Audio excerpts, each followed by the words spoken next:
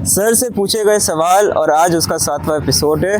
तो hello sir, आप कैसे हैं? बहुत अच्छे हैं। सर, पहले क्वेश्चन से स्टार्ट करते हैं। डॉक्ट्रिन ऑफ बेसिक स्ट्रक्चर क्या है? Doctrine of basic structure. Basic structure, देखिए ये जो डॉक्ट्रिन ऑफ बेसिक स्ट्रक्चर है, ये केशवानंद भारती के केस में दिया गया था कि जिस पर हमारा कॉन्स्टिट्यूशन बेस करता है उसको हम लोग basic structure of the constitution कहते हैं। जैसे सेकुलर स्टेट है, हमारा सिंगल सिटीजनशिप है, पार्लियामेंट्री फॉर्म ऑफ गवर्नमेंट है, फ्रीडम ऑफ जुडिशरी है, सेपरेशन ऑफ पावर है। ये सब जो होता है बेसिक स्ट्रक्चर होता है, इसमें हम लोग कोई अमेंडमेंट नहीं कर सकते। अच्छा, दूसरा क्वेश्चन है कि डबल जियोपार्डी क्या होता है? देखिए, जो डबल जियोपार्डी है वो आर्टिकल 20 का जो क्लास 2 है उसमें बताया गया है। इसमें कहा गया है एक व्यक्ति को एक ऑफेंस के लिए 2 बार पनिश नहीं किया जा सकता।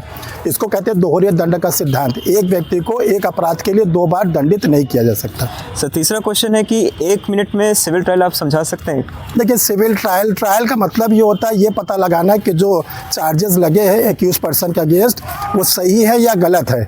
इसी को सत्यता को परखने को बोलते हैं ट्रायल। अगर ट्रायल कोर्ट को लगता है कि उस प्रॉपर प्रूफ हो जाता है पूरा का पूरा मामला कि एक्यूज पर्सन ने कोई ऑफेंस किया है तो उसको कन्विक्ट कर देता है। कहीं डाउट क्रिएट होता है, नहीं प्रॉपर एविडेंस आता है तो इसको एक्विटल कर देता है। इसी को ट्रायल बोलते हैं। सर, चौथा क्वेश्चन है कि हमारे देश का कॉन्स्टिट्यूशनल नेम क्या है? क्या इसका नाम इंडिया है कि भारत है? देखिए, ये बहुत इंपॉर्टेंट क्वेश्चन है। ये खासकर जनरल स्टडीज़ में खूब आता है। देखो, आर्टिकल नंबर 1 में कहा गया है कि इस जो कंट्री में हम लोग रहते हैं इसका नाम है India, that is Bharat. India that is Bharat, इसको आप लोग याद रखिए कि बराबर जनरल स्टडीज़ के एग्जामिनेशंस में आता रहता है। सर, अगला क्वेश्चन है कि किस डॉक्ट्रिन ऑफ लीस्ट पेंडेंस क्या होता है?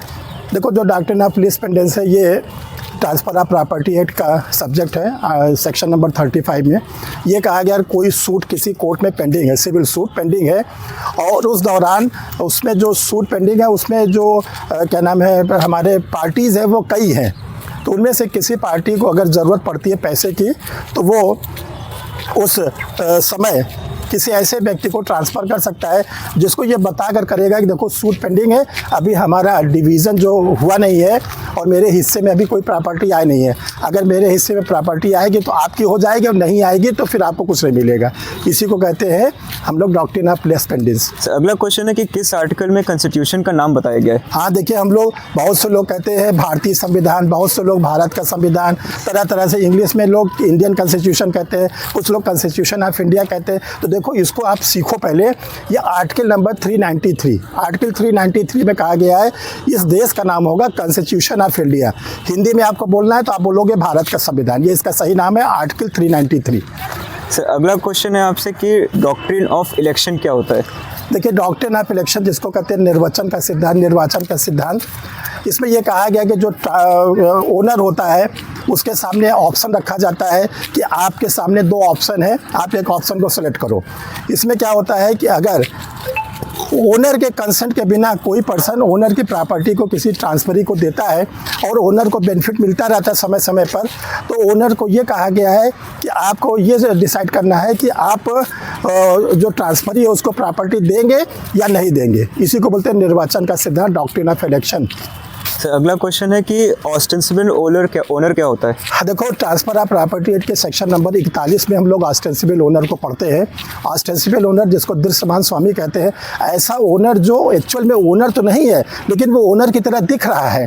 वो लोग उसको ओनर समझते हैं, वो अपने को बताता भी है ओनर, लेकिन वो एक्चुअल में ओनर नहीं है। अब इसको बेनामी संपत्ति के द्वारा इस जो ऑस्टेंसिबल ओनर है उनके प्रोविज़न को अब रिमूव कर दिया गया है। अगला क्वेश्चन है सर कि रूल्स अगेंस्ट परप्यूटरी क्या होता है? देखो, rules against perpetuity transfer of property act का सेक्शन नंबर 14 है, जिसमें यह कहा गया है कि रूल्स अगेंस्ट परप्यूटरी कि किसी व्यक्ति को कोई संपत्ति एक लंबे समय तक हम लोग ट्रांसफ़र करते हैं तो ये नहीं शर्त लगा सकते कि आप किसी को आगे फर्दर ट्रांसफ़र नहीं कर सकते। प्रॉपर्टी को बांधना, तो प्रॉपर्टी को शाश्वतता के विरुद्ध नियम इसको बोलते हैं।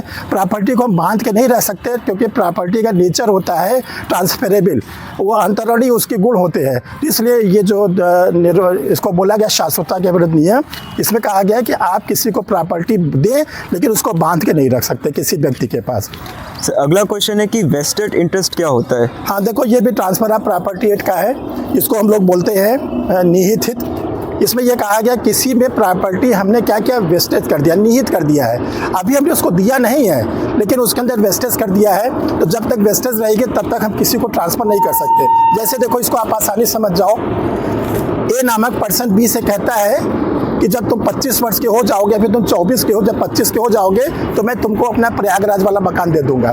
तो जब तक वो 25 का नहीं हो जाएगा उसके अंदर वो वेस्टेज रहती है प्रॉपर्टी, इसी को वेस्टेड इंटरेस्ट बोलते हैं। सर अगला क्वेश्चन है कि कॉन्टीजेंट इंटरेस्ट क्या होता है? देखिए, कॉन्टीजेंट इंटरेस्ट जो होता है ये लीगल फॉर्म में भी हो सकता है, वाइड भी हो सकता है। इसमें जो कंडीशन लगाई जाती है वो कोई ज़रूरी नहीं है कि कंडीशन हर समय फुलफिल हो जाए। जैसे ए नामक पर्सन बी से कहता है कि तुम अगर सिविल जज बन जाते हो तो तुमको मैं अपना लखनऊ वाला मकान दे दूंगा।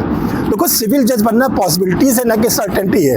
अगर वो सिविल जज बन जाता है तो उसको लखनऊ वाला मकान मिल जाएगा, नहीं बनता है तो लखनऊ वाला मकान नहीं मिलेगा। इसी को बोलते हैं समाश्रित कॉन्टीजेंट इंटरेस्ट।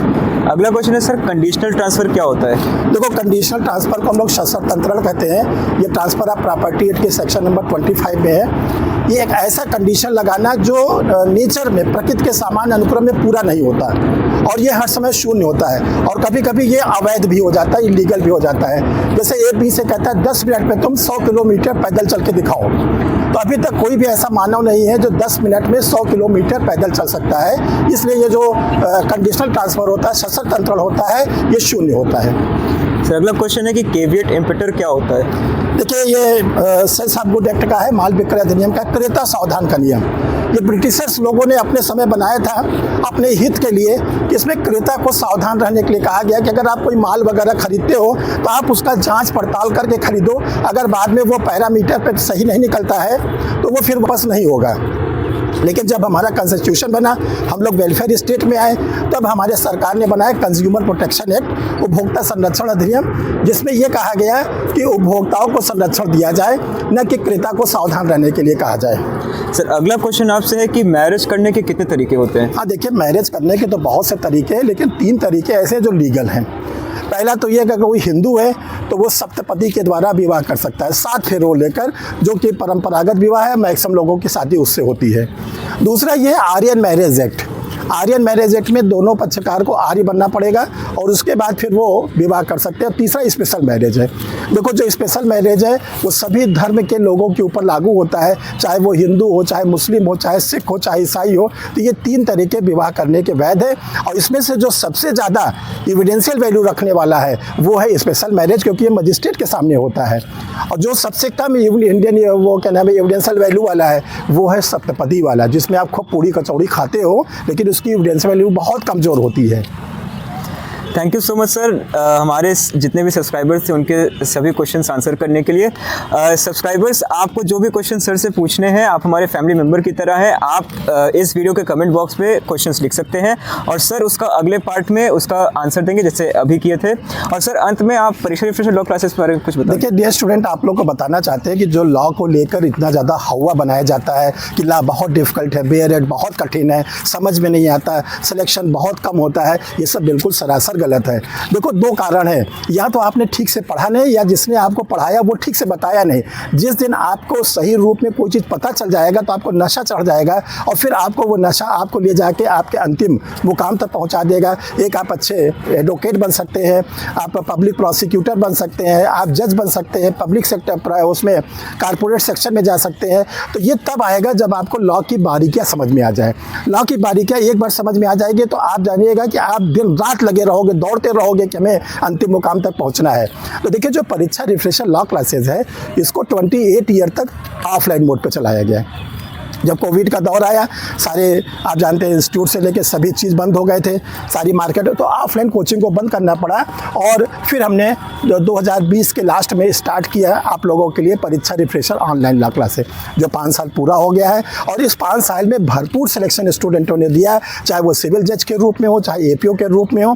तो देखो डियर स्टूडेंट, हम कहना चाहते हैं कि जो परीक्षा रिफ्रेशर ऑनलाइन लॉ क्लासेज है उसका मोटिव कहीं से ये नहीं है कि मोटी सी रकम स्टूडेंटों से लेना और उनको प्रॉपर गाइडेंस नहीं देना, बल्कि इसका मोटिव है कि एक नॉमिनल, बहुत ही नॉमिनल चार्ज आप लोग से लिया जाता है ताकि आप लोग बड़े आराम से उसको दे सकें। पार्ट पेमेंट कर दिया जाता है। आपके साथ जो है प्री की क्लासेस अलग ली जाती है, मेंस की क्लासेस अलग ली जाती है, इंटरव्यू की क्लासेस अलग ली जाती है। आपको पहले पूरा फोर्स किया जाता है कि आपके प्रीलिम्स न रुकने पाए।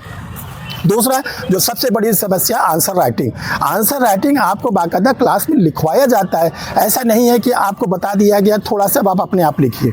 रही बात इंटरव्यू बहुत ही ज़्यादा एक कला है, आर्ट्स है, कैसे उसको फेस करें, तो आप लोगों को बताया जाता है how to face correct interview. तो जब आप तीनों कला को सीख जाते हैं तो आपका फिर सिलेक्शन जुडिशरी हो, चाहे एपी हो, चाहे हायर जुडिशियल हो, आप हर जगह सफल होंगे। ये परीक्षा रिफ्रेशर का मेन मोटिव है। तो आप लोग जो नंबर शो कर रहा है परीक्षा रिफ्रेशर लॉ क्लासेस से जुड़े, देखें कि सर क्या बताते हैं, इसके बाद फिर आप अपना डिसीजन लीजिएगा। Thank you my dear students.